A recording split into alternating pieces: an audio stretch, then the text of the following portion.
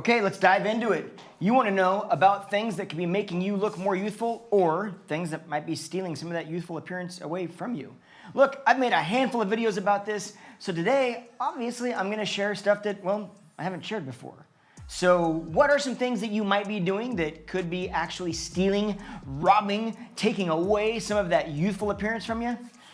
Well, we can start with shoes. Yeah, don't judge, okay? I like these shoes. They look good on me. You're probably trying to figure out, how do shoes pertain to hair? This makes zero sense. When I got out of hair school, I was actually lucky enough to start at a salon that was ranked one of the top 1% of salons in the entire world. And one of the things that they taught us was that when somebody comes in and they're explaining what they want, pay attention to things like their jewelry, what kind of earrings they're wearing, their shoes. This way, when they say, hey, I want something super funky, I'm a really funky type of person, many times the shoes will absolutely give you insight into really what this person actually means by funky or edgy. The reason that we pay attention is because our goal is to make sure that you're more comfortable. And if you're more comfortable, that means you're more confident. And if you're more confident, guess what? You're gonna stand taller, you're gonna hold your head higher, you're gonna smile more. You're gonna do all of these things that are gonna make you look more youthful.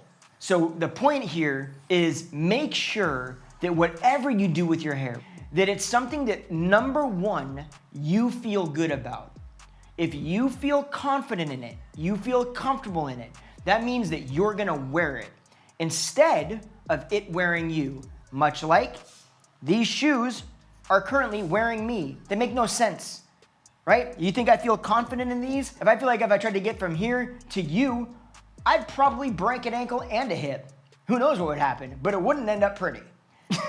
I just realized if you don't know who I am and this is your first experience on my channel, I'm sorry. Let's be real, after that shoe bit, you're probably not even here anymore. So, hey, but if you are new, welcome. Thanks for hanging out. My name is Justin Hickox. I try to share tips about hair. So, hey, look, if your hair is important, hit the subscribe button so you don't miss out. Okay, so my next tip has to do with if you're using curling irons or if you're using any sort of rollers, but there's something that I see a lot, and this, well, let me actually just grab a little model here for you.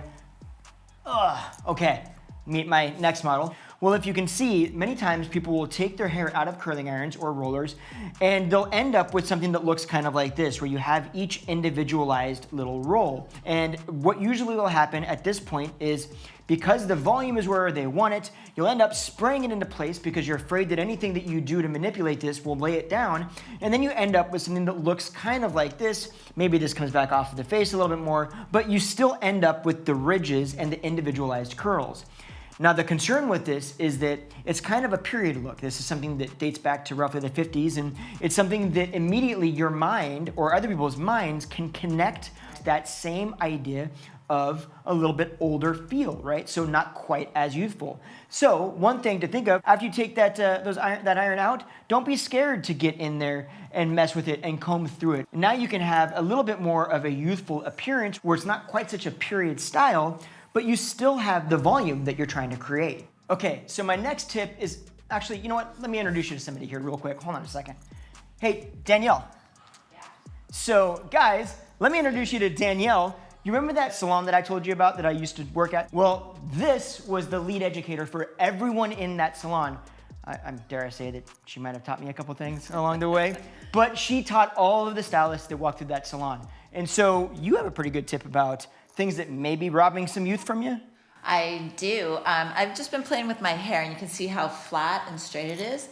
And the first thing I notice is, because of all the downlines of the straightness and the severity, I see all the downlines in my... And it actually doesn't accentuate things that you want to accentuate. That's the key. Exactly. It doesn't do things for you. Mm-hmm.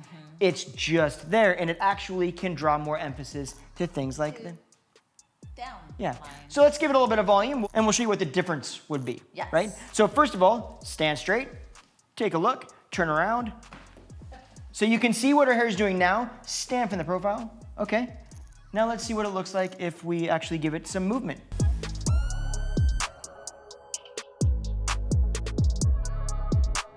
Okay, now you can see what we're talking about when we add a little bit of volume or a little bit of movement, right? It doesn't need a lot of movement, right? You don't have a ton of wave and bend in it right now, but you have a little bit of movement and texture. And what would you say that movement does for your face shape?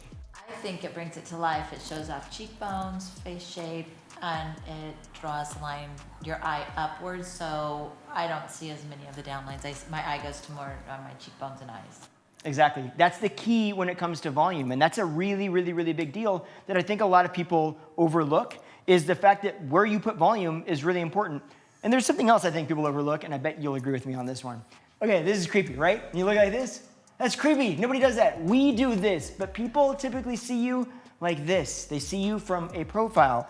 And that's a big deal. Not paying attention to what's going on with the profile will play a big role on, again, where that eye is heading. Our goal, when I say, let me back up and say, when I say looking more youthful, I'm not saying we're trying to look young. And I'm not saying that we're trying to be happy with the age that we are. What I'm saying is that we all want to bring the eye up. As we age, let's be straight. Things start to go in that direction, right? That's just what happens. So our goal is to try to bring the eye up and accentuate things like cheek structure and face structure. So let's turn her around like this. So the profile, if the profile is really flat and all of the volume is back here, it's gonna draw that eye down.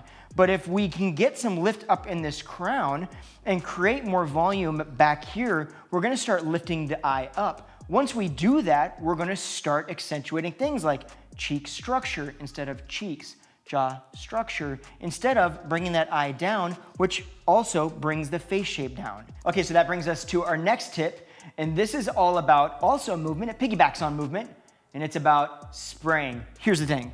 What happens when you get a bunch of volume in your hair? Spray it in. Because you don't want to lose it, right? You're terrified. You're like, oh my gosh, it's gonna fall. It's not gonna last all day. So here's what happens.